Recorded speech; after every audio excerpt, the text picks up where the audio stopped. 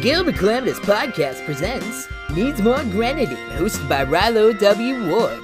On today's episode, Rilo sits down once again with Dr. Jonas Venture Sr. himself, Mr. Paul Boocock.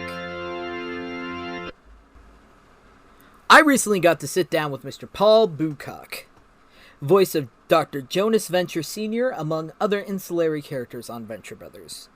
We got the chance to discuss careers, deep life advice, and insane theories involving cryogenically frozen heads. Listen to it now on this episode of Needs More Grenadine. So, one of the first questions we got submitted was, this is one of the ones you may not be able to answer, I don't know. Yeah. Jacob wondered how long the reveal of Vendetta and Jonas and the relationship to the Monarch was planned for, which that might be more of a Doc and Chris question. Because it seems like it's season 5, all the evidence was intentionally there, but the confirmation didn't come till 2 seasons later. You know, it's funny. I think that is a question for them, but I'll still like answer it to a certain extent on another level. I'll say it's an interesting question to ask, like how far ahead those guys saw all these plot lines, because there's so many different plot lines, and like I don't know like how far. Like I've written things in my life, and I tend to construct them piecemeal, this chunk and then this chunk and this chunk, and then I figure out what the threads are. I'll make the threads from forward to back after the fact. After I'm like, this is a funny idea, this is a funny idea, this is a funny idea. Then make the threads, and I suspect there's probably it's probably somewhere in between that they saw it all the way from the get-go, and they made it up yesterday. It's somewhere in between. And probably also they will always ask themselves as they're making their decisions, what makes the most sense in the world of Venture Brothers. Yeah. And I think in the world of Venture Brothers, the answer you'd want to say is that it was always there, right? It was always known that was going to happen. Yeah, which I think some people always sort of thought, the models for Monarch and Rusty they're very similar. Mm-hmm. Yeah, and I feel like a lot of the characters, they left a lot of room for those sorts of potential parallels. And also, I think they left a lot of room for there to be questions. Yeah. Like, it's almost more pleasing to have there be a question than to actually have there be an answer. Yeah. That create a debate. I'm thinking about, like, things I know a lot about. The Beatles' White Album. There are like songs on there by John Lennon where he puts clues in songs.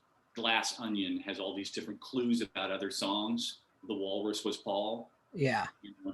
And it doesn't answer the questions. It just creates more questions, which is actually funner than actually having answers.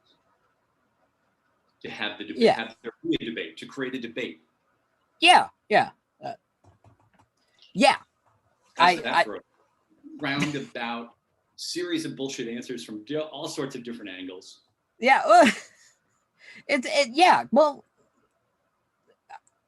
When I saw the question, I was like,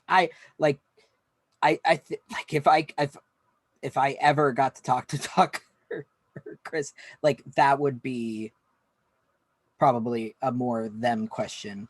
Have you talked to them for things? No. Uh-huh. I'll get on Chris. I'll tell him we should talk to you. Because Chris does will talk about things. Yeah. Yeah. And Doc will too, but I think Doc has always been more like it's under the circumstances of a particular event. Yeah, you know? Yeah. Well, I reached out to him at one point. I think he likes to leave a lot of mystery. He's interested in there being mystery.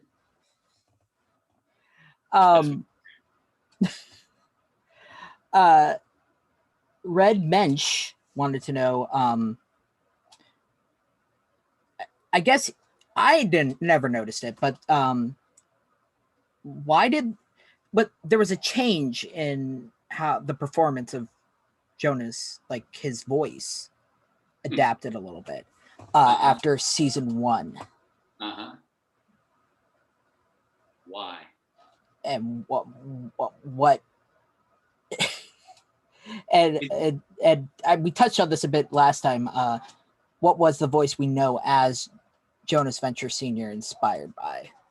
Yeah, I mean, like when the spec was given out to James Urbaniak to go find the guy to do this voice. Yeah. James Urbaniak, having seen me in this 2-person comedy team called Premium Bob, which I like to say was almost famous. We had a TV deal with ABC, and we were really hip cats in downtown New York, 94 to 99. And I did a lot of the thing was, in an hour-long show, I would do like up to 15 to 20 different little sketchy characters. And so the spec goes out. They want somebody that's like Sean Connery, James Mason, and Gregory Peck. Yeah. But something that's that kind of voice of authority. Yeah. And I spent, probably, hanging out with my college friends in the 80s, getting baked. There were periods of time where I spent half of the time I would be baked talking like Sean Connery. So Sean Connery was how I was probably coming into the situation. I'm going to do a Sean Connery. Yeah. And he seemed like a bit of a misogynist James Bond type of figure to me. So like, I'm going to do Connery. But then I get in there and Chris is like, I've already got kind of a Connery character that's going to show up later where I'm already doing it. And I would say our Connerys were good enough. Either one, you pick it. Mine was more sort of down here and rich, and his was more sort of up in here. I don't know, whatever, competing, dueling Connerys. So I think they steered me towards more of a Peck. Yeah. So, and those first episodes, I remember the first ones in that first, Sargasso and those first ones. I was doing also a lot of shouting. There was a lot of sort of commanding, and then later on there was more sort of, what does he talk like when he's just talking, Yeah. So I think that's probably what changed it a bit. Yeah. It's weird. So anybody who does a character for any length of time, you watch a TV series of somebody in real time as an actor doing the character over a period of time, it will change from the first season. It's almost like you hone it and start to hear it more and more. Yeah. And then, so I think it went from being a type in the beginning, these 3 voices, I'm trying to combine them, to then I think it's sort of settled more into what would Gregory Peck sound like if you were just talking about random stuff, Yeah. Going from the shouting guy to like, my stomach feels upset. Do you have any Michelangelo? So then it became more of a conversational guy. Yeah. Yeah. Either that or I'm not always perfect. From thing to thing, it may sound better. Maybe it sounded better the first season. I mean, I totally like, because like the first time we see him is Careers in Science. Yeah. And he's a giant. Yes. yes. That's true. And that is a giant, and he's really coming down from like a big height. Oh, you don't need, what's he say? Oh, you don't need you don't need therapy, or whatever he says, right? I think it was something about his Rusty's diet pills. Right. Oh, you don't need diet pills, right? But he's big. Yeah. There's a lot more bigness and shouting and big.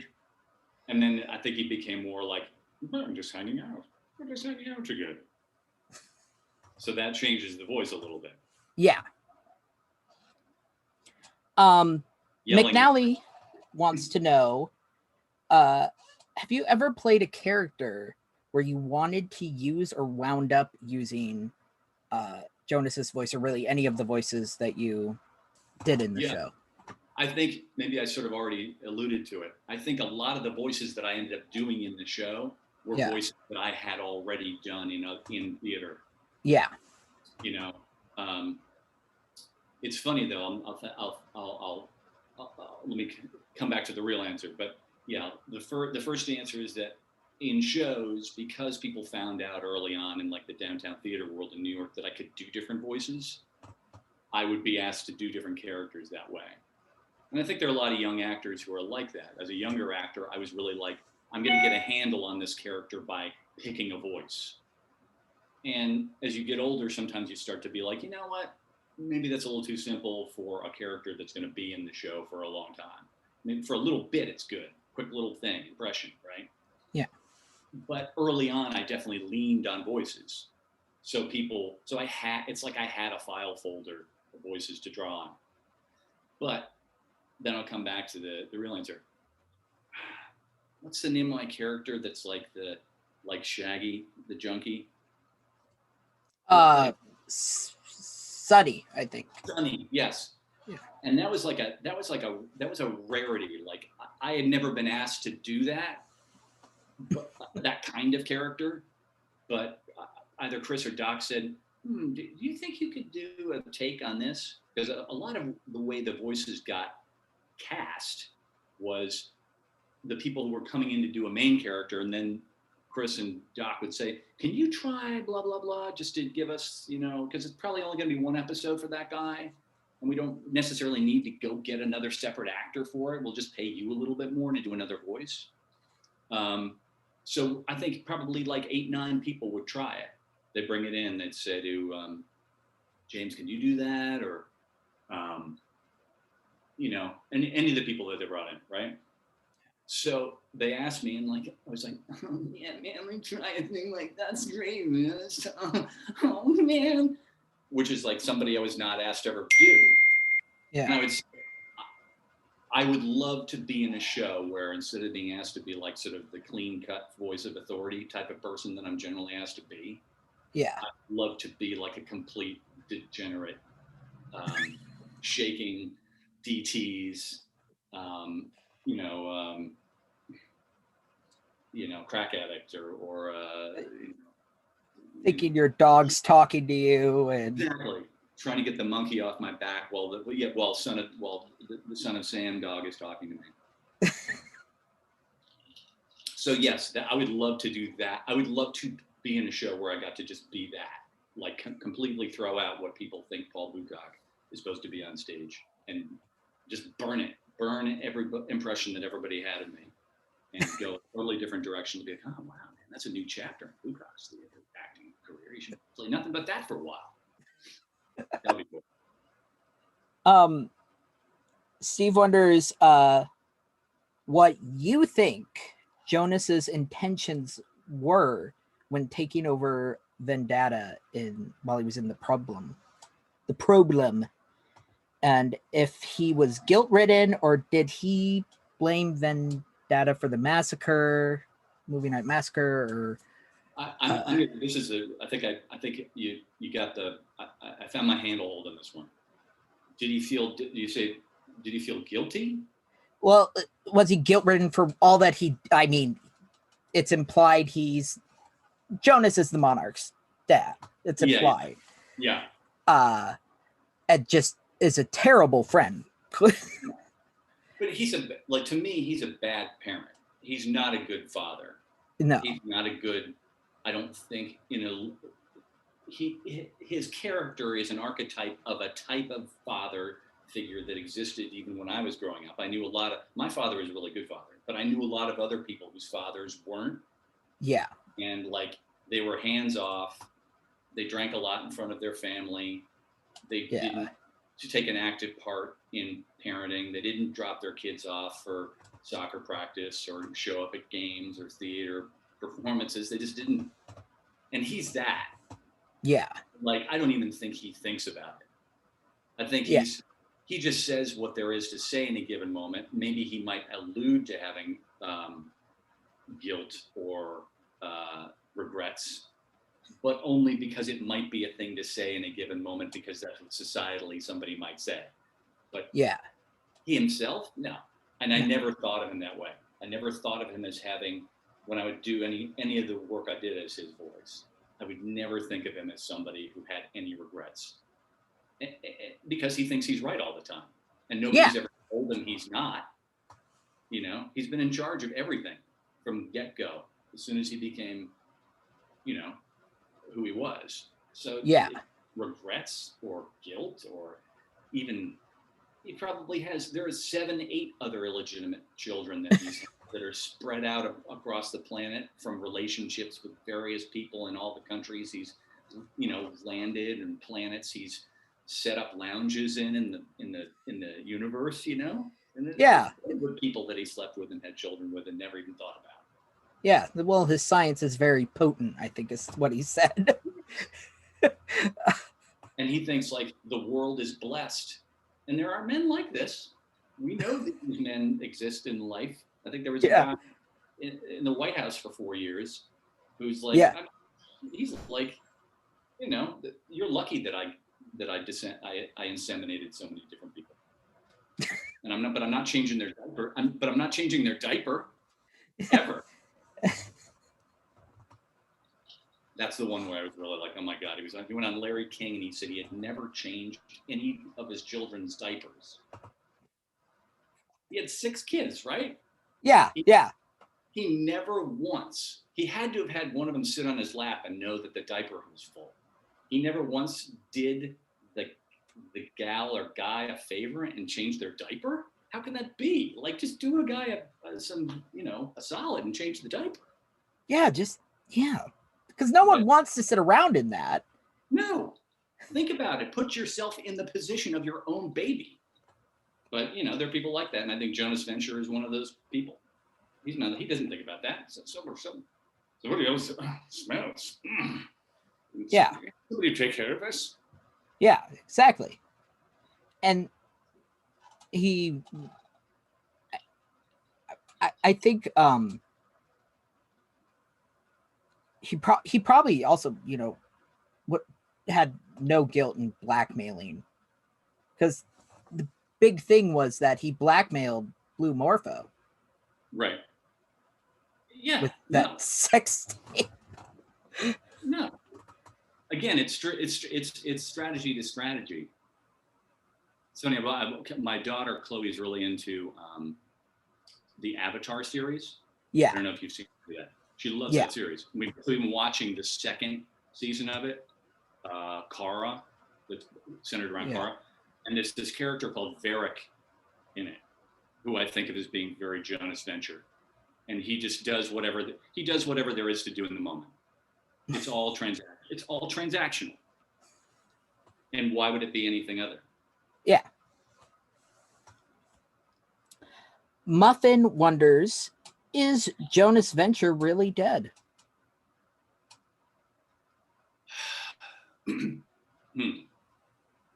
Again, floating into my baseball thing. Is Ted Williams really dead? Yeah. Right. After Ted Williams died, his son apparently did have his head removed. Yeah. And cryogenically frozen. And with the hope that in the future, you know, is Walt Disney dead? Didn't he get cryogenically frozen? But I think he wasn't just dead. Right? Yeah. I think he's dead. I mean, a head is not a head may be a sentient head, but is a head just a head a sentient being? I don't know. I think he's dead. But he always was dead, like, because most of what there was to know about him was that he was a figure of the past. Yeah. Of a nostalgia for another time, of a time when men did what they felt like doing and screw everybody. So he was never alive in the present. I never thought of him that way anyway. Yeah. So I think he could be alive if the series were ever to continue. He could be alive again in terms of like going back in time and exploring him more. I've joked with Chris. I've said, well, why don't you? Where's the series about? You know, what do they call it in Marvel language when they go back in time? The creators, the progenitors, you go back in time. The origin stories. Origins. Come on, Chris. Where's the Origins series? Don't go on. Let's go back now. Yeah, let's do the rest. Let's just have episodes of the Rusty Venture Show. For that's you can get a year out of that. Yeah, easily. And that's not unprecedented. So again, that's not really an answer, is it? I think he's dead.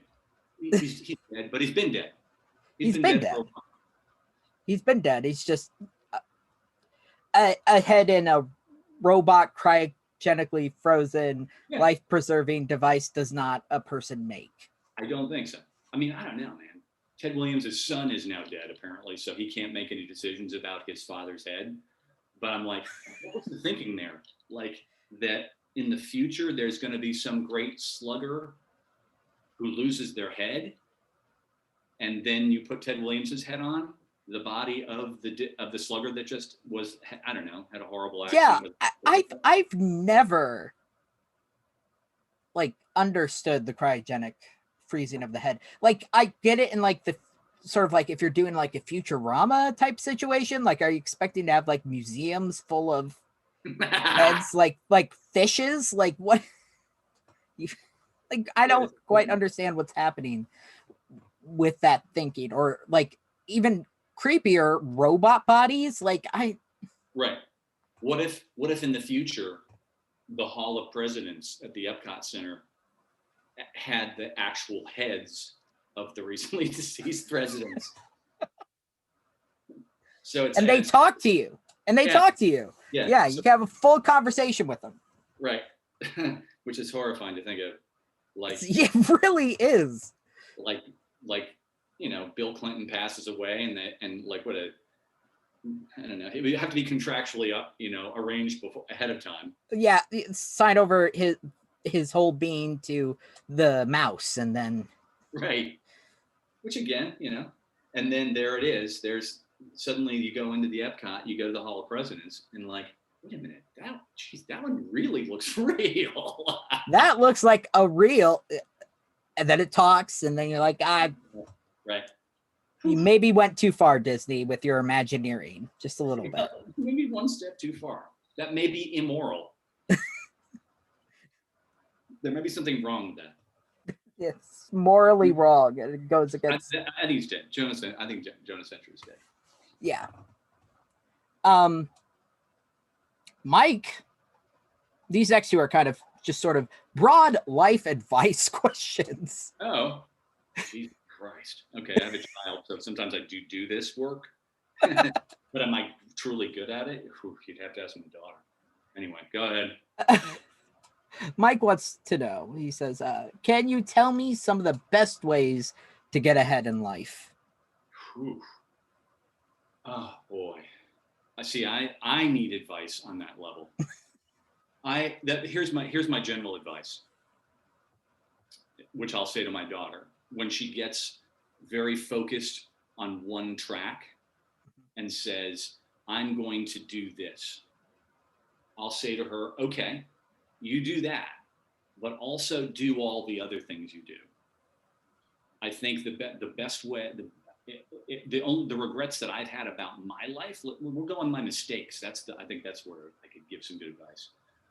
Anytime in life in my performing career that I started to think it was all going to go one direction was when I lost 3 or 4 years of forward motion. Yeah. I was in the 2-person comedy team and we got a TV deal, and then I stopped thinking about all the other things that I did. Other theater groups that I worked with, I stopped. It's like I put all my eggs in that basket. And I think the best thing to do is to do everything. So I'll say to my daughter Chloe, I'd be like, okay, that's great. So you want to be an actor? Okay, but also learn how to be a really good sound designer for theater, which is very possible. That's very possible to teach yourself these days. Yeah. Also learn how to be a really good lighting designer or costume designer. Like, be everything. Because how did I get the Venture Brothers gig? I did not audition for it. And it's one of the best gigs I ever got. I got it because I was in a bunch of other theater shows where somebody saw me who then recommended me to get it. All the things that I think that are the best things I got to do is because I was recommended from some other context. So the longer you can keep just doing everything you do, like if maybe you're more of an actor, but write as well, The major example I think of is Steve Martin. Steve Martin ends up being known as a comedic performer, but which he always was, but he wasn't the right type to be cast in so many things for years and years. So he was a writer, and he wrote for countless TV series that are very well known, the Smothers Brothers, Hour, and all that stuff throughout the 60s and 70s. He was a writer, really. And then he chipped away at the comedy stand-up thing until finally put on the white suit, put the arrow through the head, and he had his persona that would be bought as a performer. So that sounds very broad advice, but I'll stick with it. Like, do everything you do. Don't focus on any one thing too much. Have a bunch of fires have an oven with, stove with a bunch of fires, and keep a bunch of them heated up. I mean, that is really good advice. Yeah. And I think it's very good advice now because this is a much more DIY world than like when I started out. Yeah. Like, you can do so many things just yourself. So that when somebody says to you, "Hey, you read the screenplay?" You can be like, "Oh yeah, I got one already over here." That's my advice. And Abby says, sorry for the heavy question, but hearing the response from a fictional father figure might help.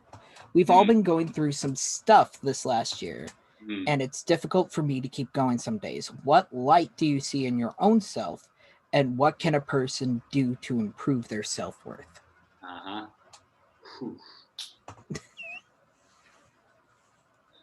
First things first.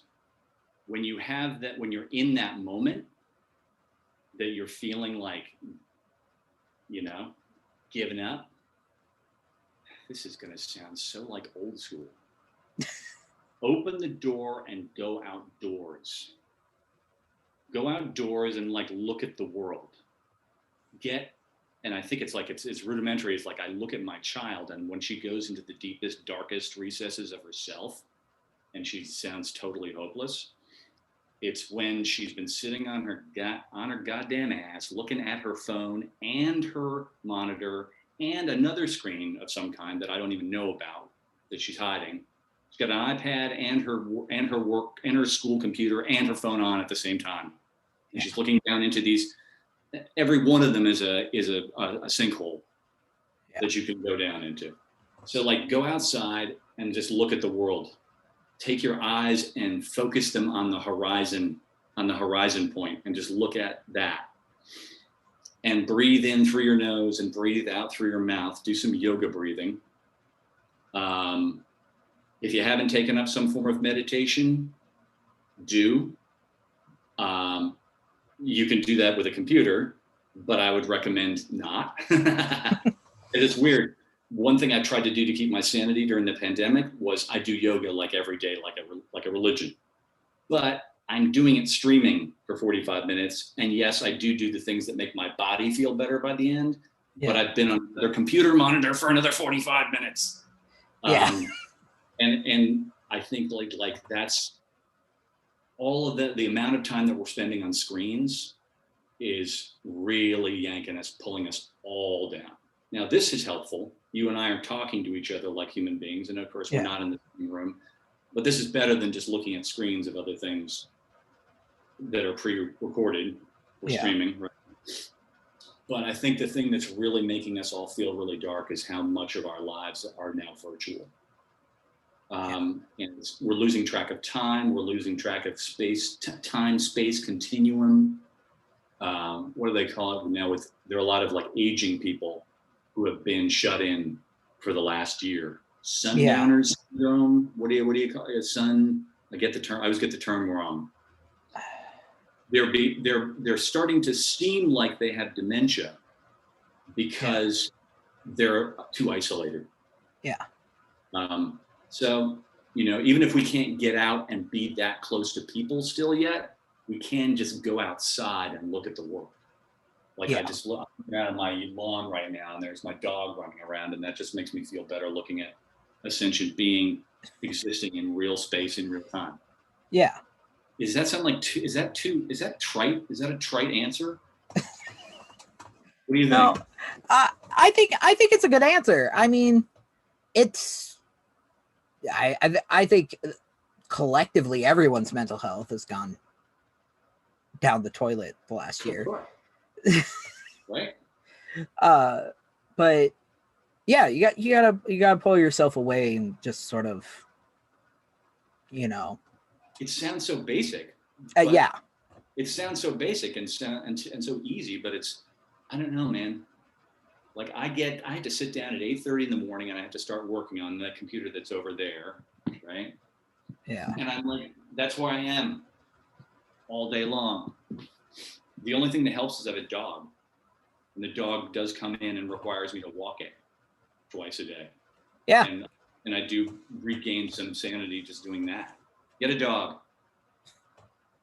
Isn't that what everybody's done? There are people that I know who've never had dogs, who are not dog people, who have dogs now.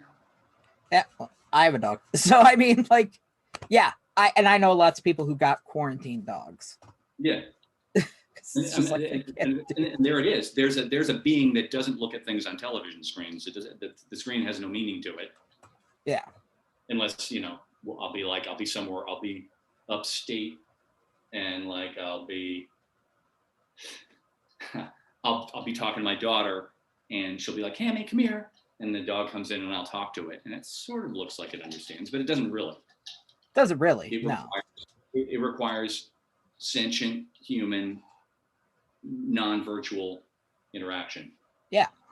I think someone once said that a smart dog has about the like cognitive ability of like maybe a 2-year-old. A 2-year-old that moves really well. That's the only thing. Yeah.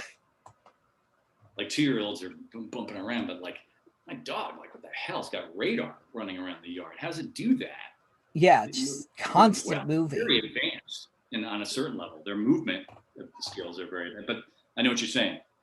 Yeah. But there it is. It's better to like get out and talk to a 2-year-old, and then just keep sitting there looking at the screen and wondering why you're feeling like shit.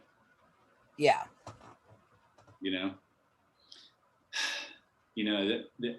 Anything beyond that would be for me to like tell somebody what their philosophy of life should be. And I allude to one, right? I say I do yoga. I think that's a philosophy of life I have a bit. But if I get too far into any territory where then I sound like I'm proselytizing, I refuse. Get outside, kids. Get outside. That's my answer. And it's a real one. Yeah, it's a good one. Mm-hmm. And I already told you, someone suggested that I do. I just call them the Lipton questions. Yeah. The actor studio questions that James Lipton used to ask every person. Yeah. What is your favorite word? My least favorite word right now that I can't help but use it all the time, but it's a fucked up word right now. Variant. That's like I feel like I'm reading that word all the time. There are more variants. Be careful of the variants. So that one. I've always been a fan of moist, and any word that is sort of has a diphthong, that I can overemphasize the diphthong quality. Like instead of saying diaper, I like to say diaper. Or instead of saying diamond, I like to say diamond.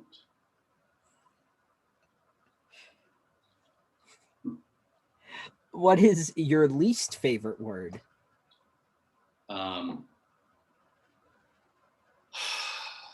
Accountability.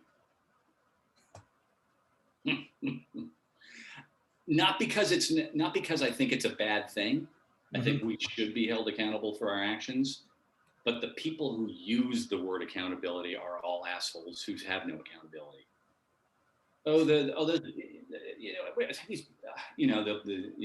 My politics are going to come flying out here, but like the right-wing people who are like these, Black Lives Matter, I don't know, man.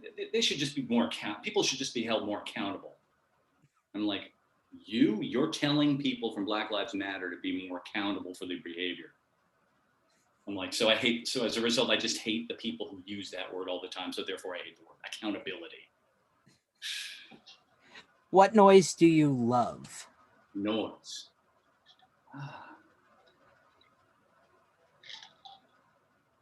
In the very beginning of the Sgt. Pepper's album, there's this audience noise thing that they have up front there.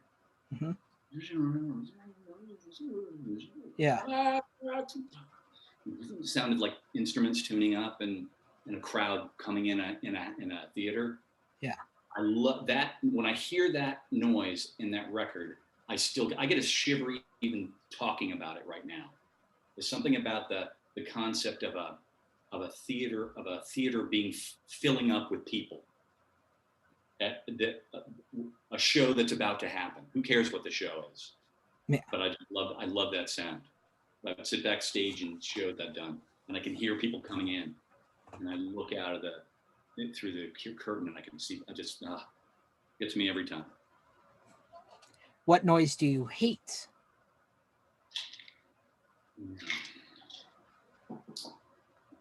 Right now, when I flush the toilet in our house, it makes, after I finish flushing it, I hate that sound too. The sound of the beep of your email reminding you there's a new email. I hate that one. But I flush the toilet and there's a weird squeaking sound somewhere in the pipes after I finish it.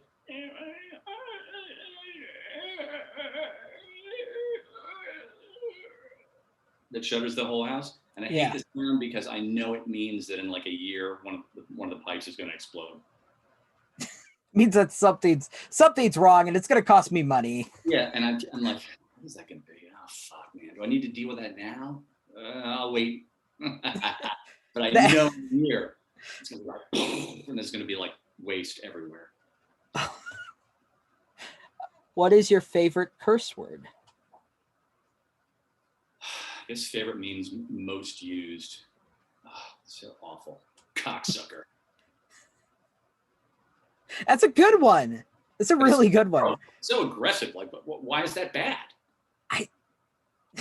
It's a really good one. Yeah. It's the one that comes out of me, even in front of my kid. It's like I say it and she'll just be like, oh my God. Dad. What profession other than your own would you like to attempt? I wish I'd gotten to be a baseball player. I wish I could have been. I wish I was good enough. I wish I'd been a good enough athlete to be a good baseball player. Now I'm not sure I would have liked to do it that much because I think a lot of the other guys who play baseball aren't the kind of guys I'd want to hang out with a lot. Professional baseball players. Some of them seem cool, but a lot of them probably aren't. But I would have loved to be able to have a body that could feel that in tune with things physically. I think it's a very hard sport to do well because I've done it and I was bad at it. Yeah. And the guys who are good at it, I can't understand like their fast twitch muscles. How can they do that? How is it possible? There's something that was said about Willie Mays once. If you look at an athlete of any kind, I guess maybe it's to say like I would love to have been a real athlete at least for some time. They can do things without looking at their own feet. Yeah. Like when I do a sport, I had to look at where I was, or I'd fall down or break something or bump into something or bump into another person. Whereas these guys, like, they can do things with their heads up, and their bodies do take care of the business without them thinking about it. Yeah. I would have liked that. What profession would you never want to do? Accounting. I would not want to be an accountant. Accountant or that's a tried answer, because I know I've had to do accounting. It's not that bad. Blood diamond miner. That would be bad. I think that honestly should be everyone's answer to that question. Yeah. Really. And if heaven exists, what do you want God to say when you arrive at the pearly gates?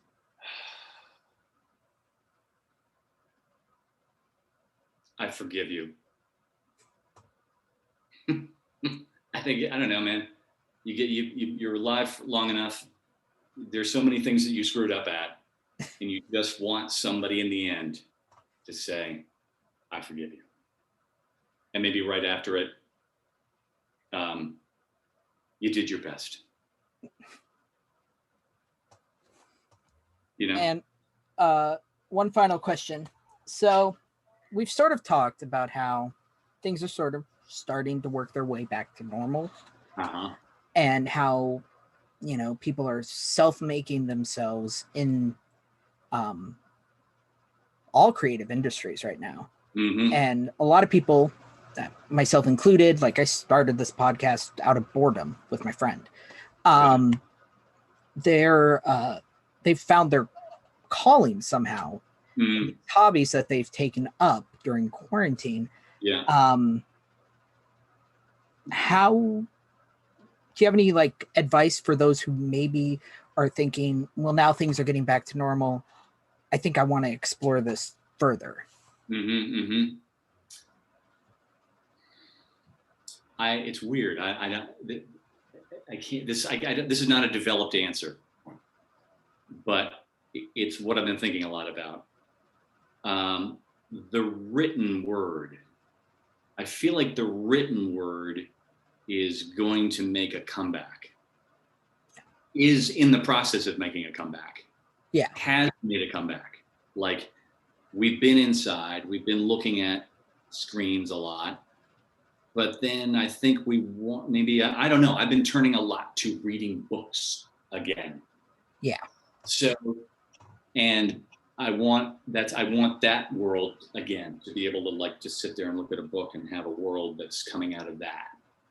Yeah. So I'm trying to take some of the things I've written that I used it to perform live, and I'm trying to reformat it and maybe add some new ideas. Maybe I still have some new ideas in my age, who knows? And try to reformat it into something to read, a book, a tactile thing to have. Like, when things are back to normal, I want the new normal to be, okay, we can work remotely, but that's going to involve a screen for a lot of us, right? Yeah. I want the new normal to have a lot of, the picture I have is the new normal is me sitting outside, having done something physical to make my body feel better, maybe. And I'm sitting outside in the world, and the two universes I'm existing in are looking out at the trees and looking at a book. So that's what the new normal, I want to have a lot of that, the written word. So what's the plan? The plan is, if you have something that you're thinking about conceptualizing, put it down on paper. I mean, obviously, this is what we put it into a computer that is virtual paper, but that would be my thing. Start writing things down. Document the time that we're living in as you're experiencing it. Because I have the funny feeling that when we come out of it, we're going to kind of want to forget how it was, but I think we'll need that documentation to help us figure out how to move forward. Again, sorry, very abstract answer, and I don't entirely have I don't entirely know what the plan is. Yeah. But I think it involves the written word and writing things down.